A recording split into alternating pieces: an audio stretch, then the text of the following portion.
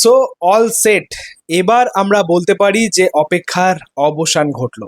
প্রায় ২ বছরের বেশি সময় পর আমাদের সুপারস্টার জিৎ আবারও কামব্যাক করছে তার আপকামিং ছবি নিয়ে, যেটা আজকে মুক্তি পেতে চলেছে। ছবিটার নাম হচ্ছে কেউ বলে বিপ্লবী, কেউ বলে ডাকাত। 14ই আগস্ট, পাশাপাশি কালকে 15ই আগস্ট স্বাধীনতা দিবস, একটা দারুণ উপলক্ষ।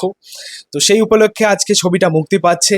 এইবার এইটা দেখার যে আমাদের সুপারস্টার জিতের সেই কামব্যাকটা হয় কিনা, মানে ২ বছরের বেশি সময় পর সে কামব্যাক তো করছে অবশ্যই, বাট এই যে কামব্যাকটা সেটা মনে রাখার মতো হয় কিনা বা সলিড একটা কামব্যাক হয় কিনা, সেটাই এখন দেখার।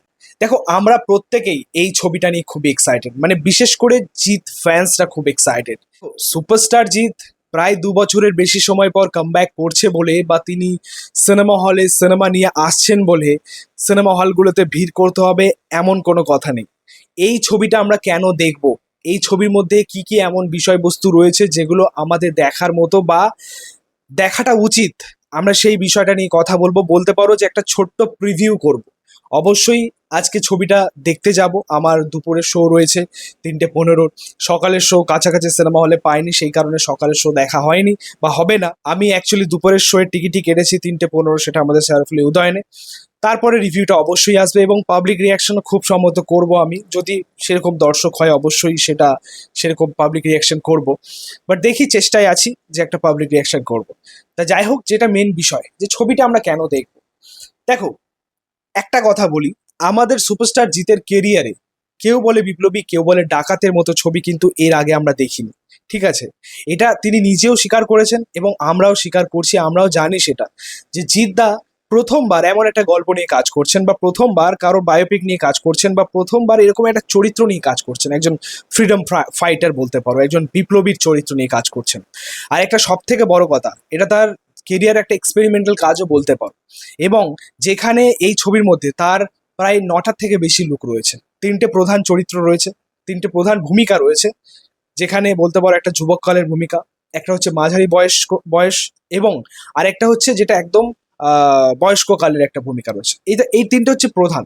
তারপরে বিভিন্ন ছদ্মবেশী লুক আমরা পেয়েছি, যেগুলো খুবই রিয়েলিস্টিক ভাবে ক্রিয়েট করা হয়েছে, মেকিং করা হয়েছে।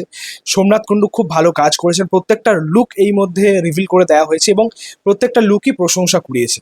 তো এটা হচ্ছে, মানে এগুলো দেখে বোঝা যায় যে জিদ্দা কতটা খেটেছেন, পরিশ্রম করেছেন এবং কতটা তার কেরিয়ারে একটা এক্সপেরিমেন্টাল কাজ আমরা বলতে পারি। সো এইগুলোই একটা এক্সাইটমেন্টের বিষয়, বা এগুলোই একটা এক্সাইটিং বিষয় আমাদের জন্য। ঠিক আছে, এটা হচ্ছে ফার্স্ট কারণ। তার এই চরিত্রটা খুব সুন্দর ডিফারেন্টলি ভাবে তিনি প্রেজেন্ট করছেন।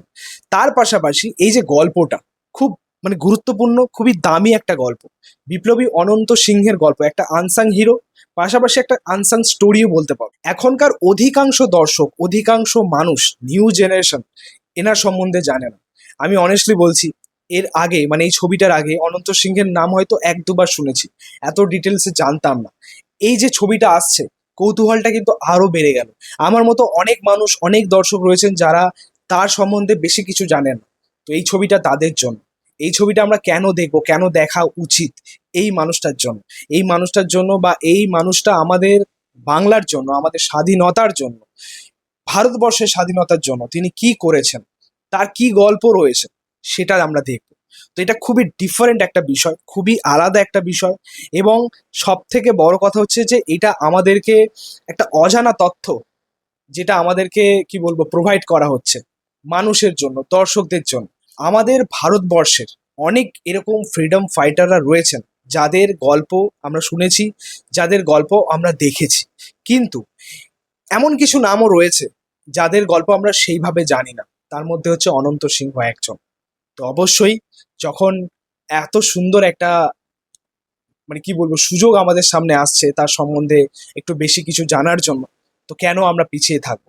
এই ছবিটা আমার মনে হয় সকলের দেখা উচিত। এবার আমরা কথা বলি মেকিং এর দিকটায়। এই ছবির পরিচালক প্রতীক্ষিত বাসু, তোমরা প্রত্যেকেই জানো। এর আগে তার কেরিয়ারে কিন্তু সেই রকম হিট আমরা পাইনি, মানে এমন এমন ছবি আমরা পেয়েছি যেগুলো ট্রোল করার মতো, হরিপদ ব্যান্ড বল।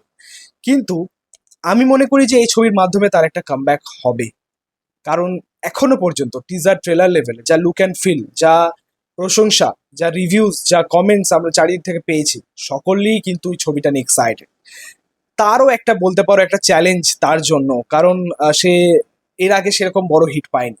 এই ছবিটার দ্বারা যদি সে একটা হিট পেয়ে যায়, হয়তো তিনিও একটা বুস্ট পাবেন, তার মধ্যেও হয়তো নেক্সট ছবি করার একটা জোশ আসবে, এরকম ছবি করার একটা জোশ আসবে। এছাড়া ছবির মধ্যে আরো কিছু রয়েছে, তার মধ্যে একটা অন্যতম প্রধান দিক হচ্ছে অ্যাকশন। জিদ্দার ছবির থেকে যেটা মানে দর্শক চায়, সবসময় একটা চাহিদা রাখেন, যেমন হচ্ছে অ্যাকশন। সো এই ছবির মধ্যে ভরপুর অ্যাকশন রয়েছে। ট্রেলার টিজারে সেটা আমরা দেখেছি, দারুণ ওয়ার্ক করেছে। সিনেমার পর্দায় সেটা কেমন ওয়ার্ক করে সেটা দেখার মতো বিষয়। পাশাপাশি এই ছবির মধ্যে অনেকগুলো চরিত্র রয়েছে। প্রথমবার সুপারস্টার জিৎ এবং টোটা রয়চৌধুরী ফেস অফ করবেন, সেটাও একটা দেখবার মতো বিষয়। রজতাভ দত্ত, কৌশিক সেন, চন্দন সেন, প্রিয়াঙ্কা সরকার, সৃজলা গুহর আইটেম সং, এছাড়া দেবোত্তম সাহা তার ডেবিউ হতে চলেছে এই ছবির মধ্যে। অনেক কিছু ছবির মধ্যে রয়েছে। তো অবশ্যই আমি বলবো যে ছবিটা অ্যাকচুয়ালি সবার জন্য, 8 থেকে 80 সকলের জন্য এই ছবিটা। অবশ্যই সিনেমা হলে যান, ছবিটা দেখুন এবং নিজেদের অবশ্যই সেই রিভিউটা, মূল্যবান রিভিউটা জানান সোশ্যাল মিডিয়াতে, এটাই আশা করব। তো এই ছিল বলার, আর আমার রিভিউ খুব শীঘ্রই আসবে। তোমাদের প্রেডিকশন, তোমাদের অ্যাকচুয়ালি এক্সপেকটেশন অবশ্যই সেটা কমেন্টে জানিও। ভিডিওটা ভালো লাগলে অবশ্যই লাইক কমেন্ট শেয়ার করে দিও। চ্যানেলটাকে প্লিজ সাবস্ক্রাইব করে দিও, পাশে থাকা বেল আইকন প্রেস করে দিও পরবর্তী ভিডিও ক্লাস। Thank you.